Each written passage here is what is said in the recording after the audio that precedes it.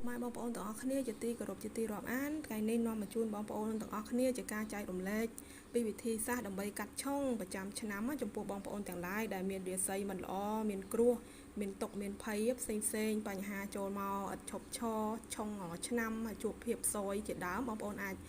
ធ្វើតាមខ្ញុំបានវិធីកាត់ឆុងងាយៗទី1បងប្អូនទាំងអស់គ្នាទិញក្រូចឆ្មា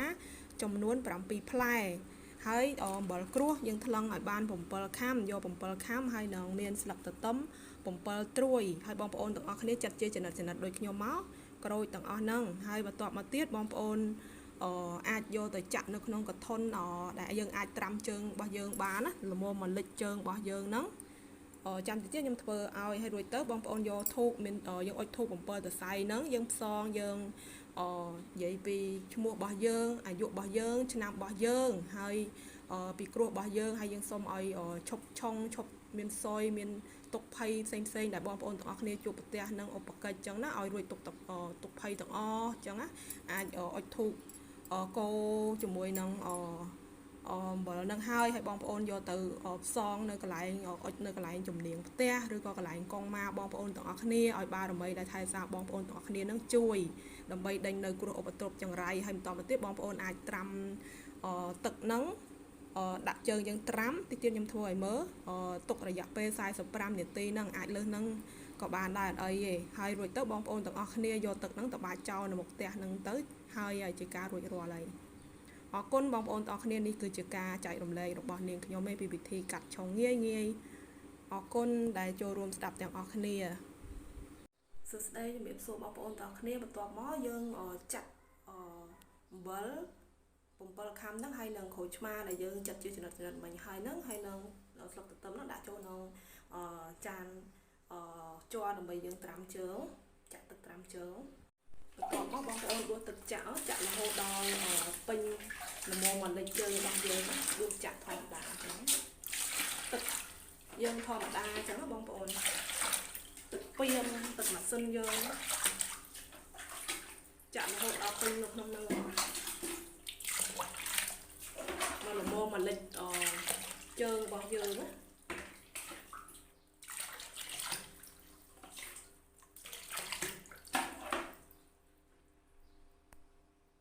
ស្ដីបងប្អូនទាំងអស់គ្នាបន្ទាប់មកទៀតបងប្អូនកូរជាមួយនឹងដាក់អំបិលនឹងចូលក្នុងទឹកនឹងហើយយើងយកធូបកូរអញ្ចឹងរហូតដល់អំបិលនឹង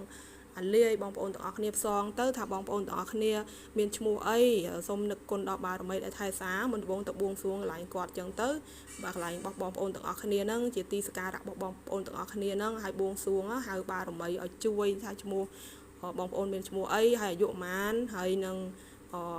កើតនៅឆ្នាំប៉ុន្មានហើយឥឡូវហ្នឹងត្រូវការឲ្យជួយឆ្នាំអីគេអញ្ចឹងណាហ្នឹងហើយឥឡូវហ្នឹងមានការឆុងជួបទុកលំបាកអីខ្លះហើយសូមឲ្យផុតសយផុតទុកផុតភ័យទាំងឡាយដែលកំពុងប្រឈមមុខនៅគ្រោះរាំងស្ទះលុយកាក់អីជាដើមអញ្ចឹងណាបងប្អូនទាំងអស់គ្នាឧបកិច្ចឲ្យកោឲ្យអំបិលហ្នឹងរលាយទៅមួយ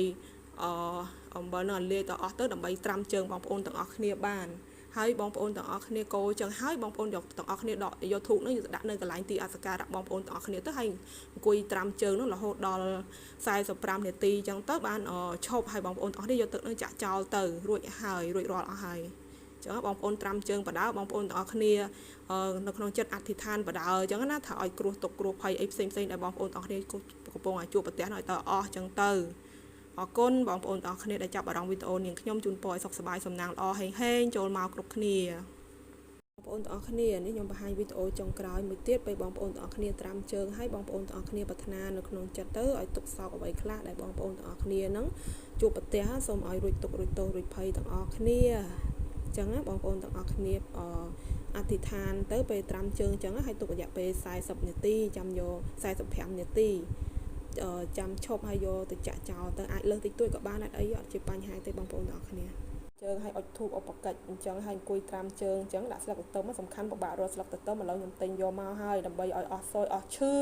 បើនិយាយមួយម៉ាត់ទៅម៉ែឯងជួបប្រទះគ្រោះអីម៉ែឯងនិយាយនៅក្នុងនឹងទាំងអស់អញ្ចឹងម៉ែរួចទៅហើយ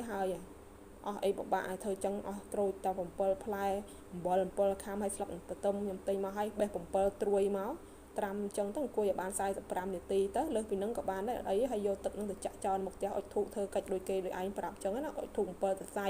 បួងសួងឲ្យបារមីដូនតាម៉ាកុងឲ្យគុណតំលោកតមយតំមលោកយាយរងលោកយាយទ្រឿងគុណតាសាវដូនតាទាំងអស់បារមីជំនាញម្ចាស់ទឹកម្ចាស់ដីព្រះឥន្ទ្រីធរាជបារមីដែលកាន់ខ្នងរងមុខទាំងអស់ឲ្យជួយជ្រោមជ្រែងឲ្យបានលៀបបានយុបានជ័យដេញគ្រោះឧបទ្រពចង្រៃគ្រោះឆុងឆ្នាំ